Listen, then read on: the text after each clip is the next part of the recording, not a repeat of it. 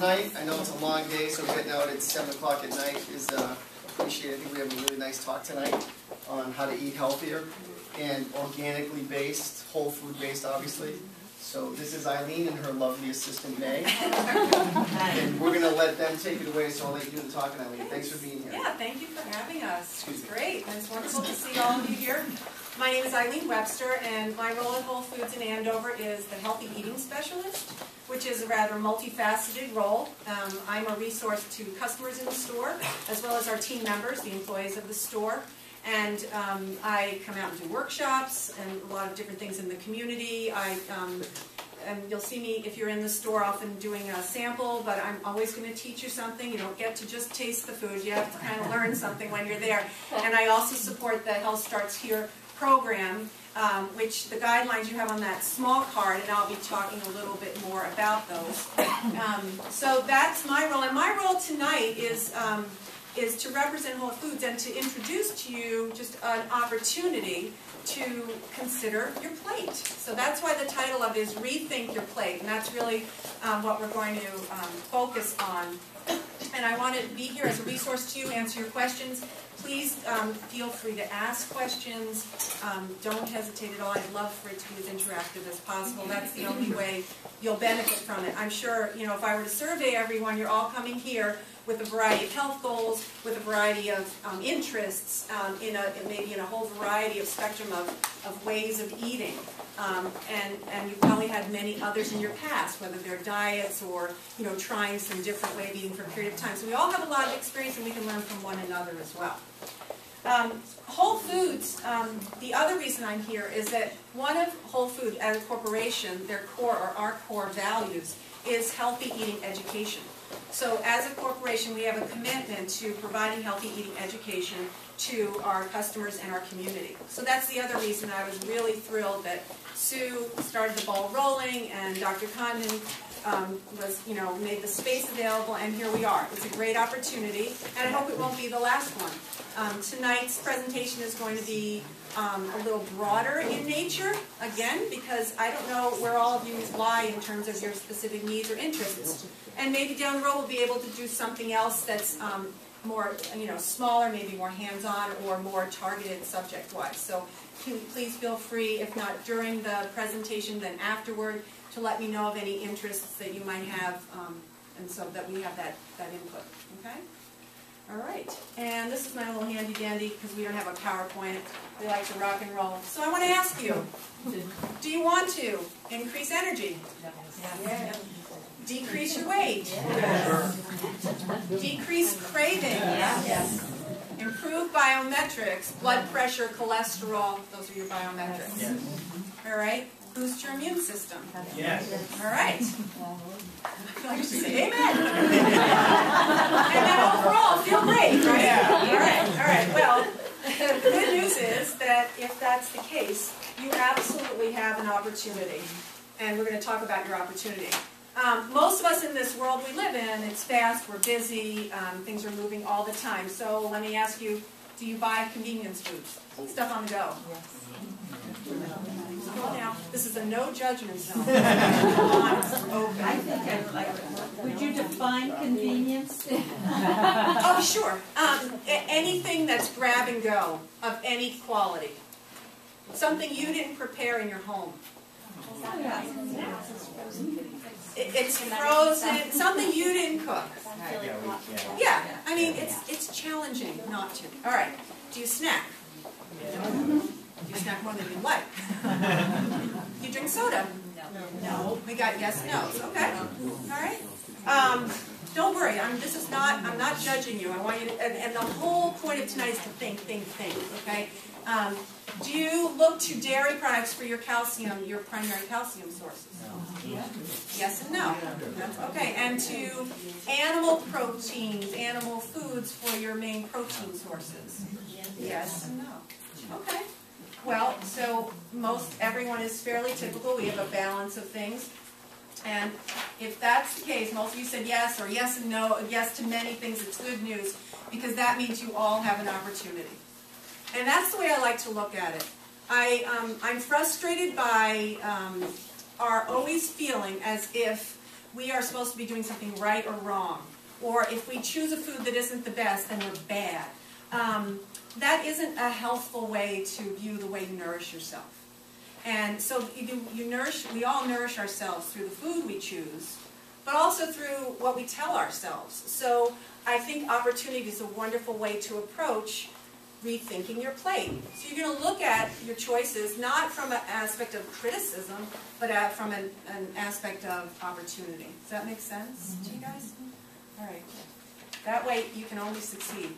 Every change is a good one. So we're going to focus on food, and when you do that, first you have to have an intention. And intention also talks about mindful eating too.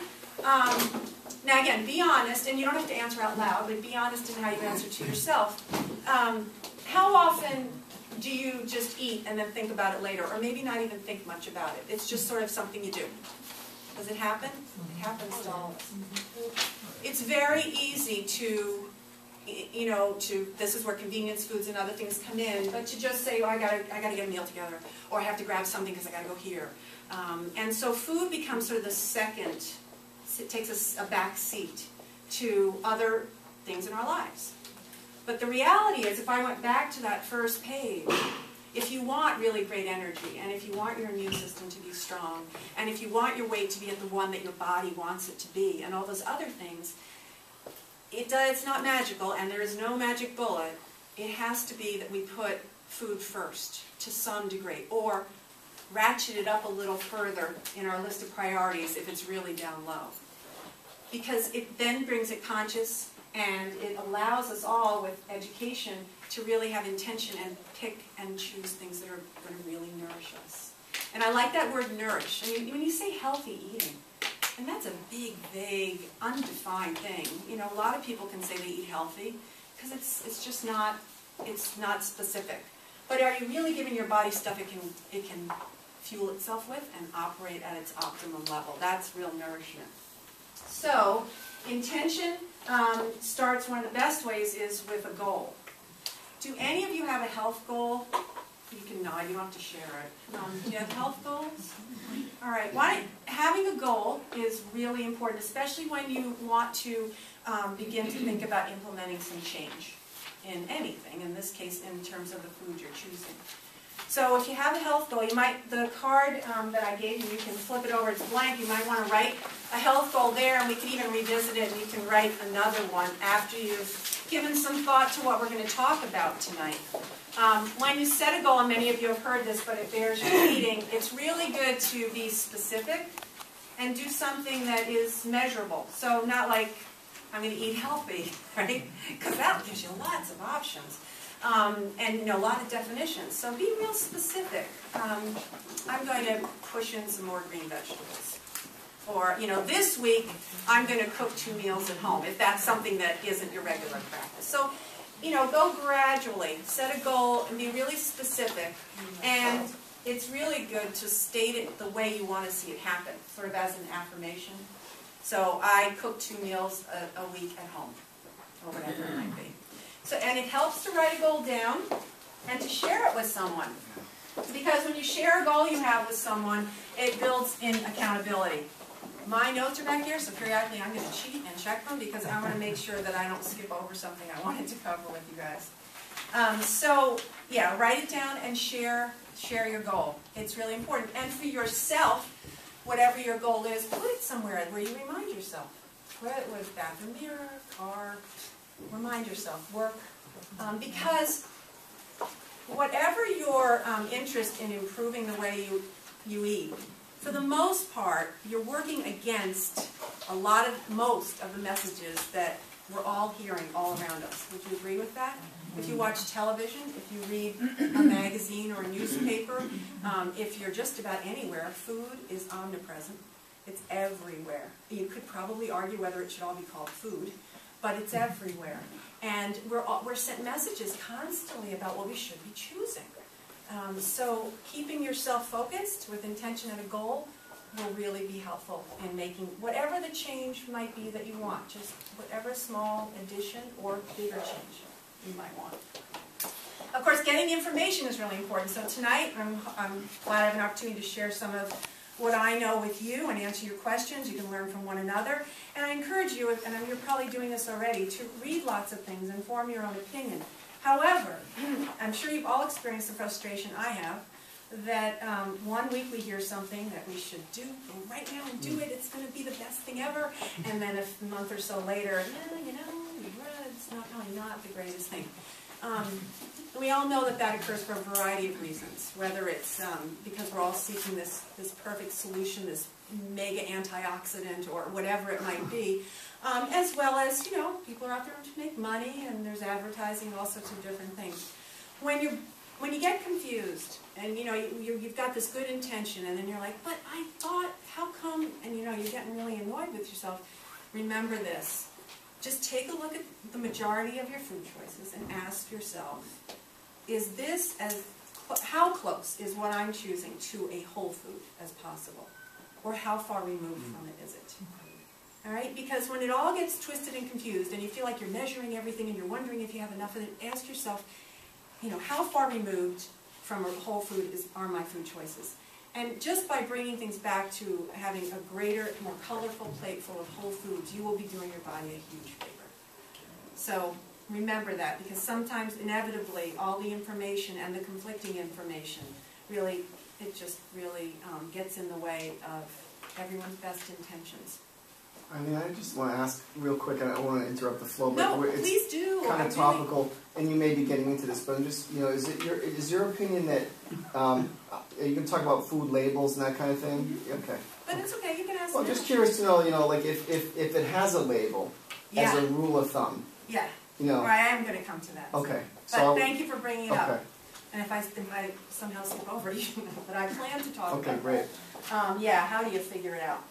And then practice. Something I didn't say in my introduction is that not only am I the healthy eating specialist at Whole Foods, and that's my job, but I'm passionate about it, and I'm practicing. You know, I'm constantly shifting and changing and challenging myself about what my food choices are, and seeing how I feel if I add something in or take something out of my diet. So we're all practicing, and again, that kind of goes along with opportunity. This is just something that you're doing to make improvements. So I have a little exercise for you. This just says exercise. No, you don't have to get up and stretch. This is a little written exercise. You have a little placemat there. It looks like your place setting. And did everyone manage to get something to write with or something you can share? Again, this isn't something you're going to hand in or have to hold up. So this is for you. I would just ask you guys to take a moment and just fill out your plate. And you can do that by, maybe the easiest way to do it is think about a favorite meal of yours. One that, you know, let's say something you have at least once a week. Whether it's breakfast or dinner, probably is the best. So just, you can write out the words, you can draw a picture if you feel better, but think about what's a typical plate for you, and the components of it. You know, what do you like, and what do you eat fairly often? Just take a minute and jot that down.